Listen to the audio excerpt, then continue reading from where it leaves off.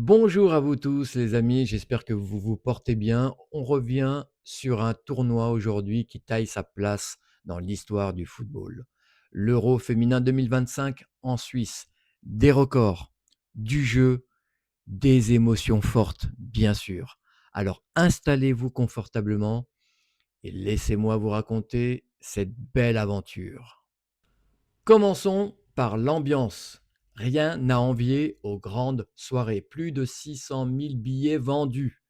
Et avant même la finale, l'affluence cumulée dépassait les 623 000 spectateurs. Un record absolu en la matière pour cet Euro féminin. C'est plus que l'édition précédente en Angleterre.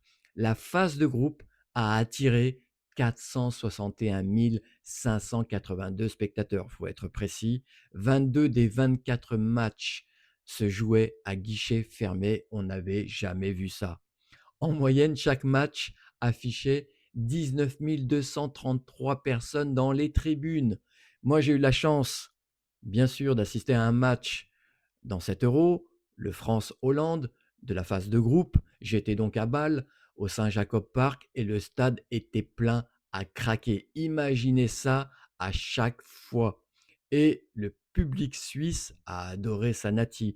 On se souvient tous de ces images, de ce cortège de supporters suisses dans les rues des villes dans lesquelles la Nati jouait.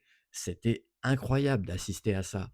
On a vécu un vrai tsunami rouge. Sur le terrain, ça ne rigolait pas non plus. Durant la phase de groupe, 89 buts inscrits, soit 3,7 buts par match en moyenne. C'est un record, là aussi, plus que lors de l'édition 2022. Sur l'ensemble du tournoi, on atteint 104 buts, les amis, 9 de plus que le précédent record féminin. Quant au temps de jeu effectif, là, on n'a pas de chiffres officiels, mais 6 matchs quand même sur 7 en phase finale ont dépassé les 90 minutes. Prolongation et même séance de penalty. Autant dire que les joueuses ont creusé leur sécu. Et dans ce tournoi, il y a bien sûr eu des faits d'envergure, mais aussi des nations marquantes. J'en retiens trois. Le pays hôte, la Suisse, l'héroïne surprise. La Suisse qui se hisse pour la première fois de son histoire jusqu'au quart de finale, opposée à la Finlande en phase de groupe. Elle égalise, souvenez-vous-en, à la 92e minute grâce à Riola Gemaili, j'espère que je prononce bien, devant plus de 26 000 spectateurs en délire. Ça, c'était super aussi. Puis, elles affrontent en quart de finale l'Espagne. Elles sont batailleuses, courageuses, mais défaites 0-2. Malgré tout, le coach Pia Sundhage, l'expérimenté, la charismatique coach suédoise de cette équipe helvétique, disait que l'impact du tournoi allait bien au-delà des résultats. Et elle avait raison. Après, je retiens l'Espagne, la magicienne du jeu, on le sait très bien. La Roja a littéralement brillé dans ce tournoi. 17 buts marqués, soit 3,4 buts par match, 72% de possession de balle et seulement 3 buts encaissés. Elles ont survolé la phase de groupe, éliminé l'Allemagne avant de buter en finale. Mais quel tournoi de la part des Espagnols. Enfin, les Anglaises, la résilience victorieuse.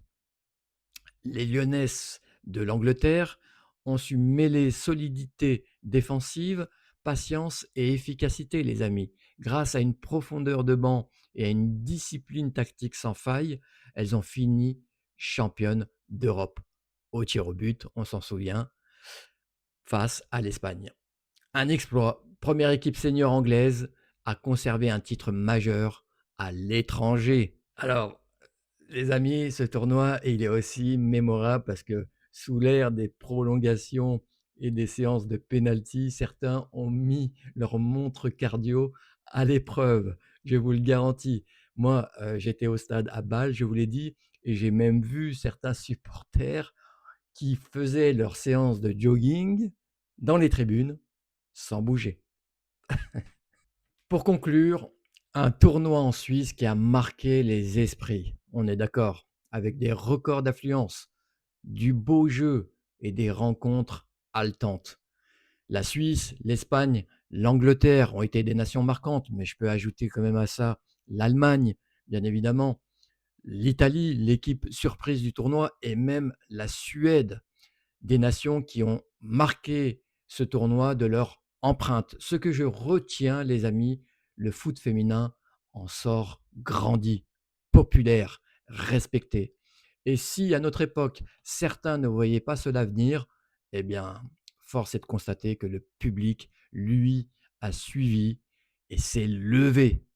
Bravo aux joueuses, aux sélectionneuses, aux sélectionneurs, aux supporters, et longue vie à ce football qui offre du spectacle, de l'émotion et des souvenirs pour toutes les générations. En tout cas, moi, j'ai énormément de souvenirs que je vais entretenir très, très, très longtemps parce que ça a été un tournoi très positif.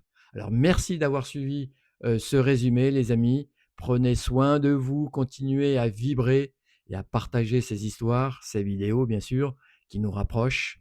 Et à bientôt. Va va voum!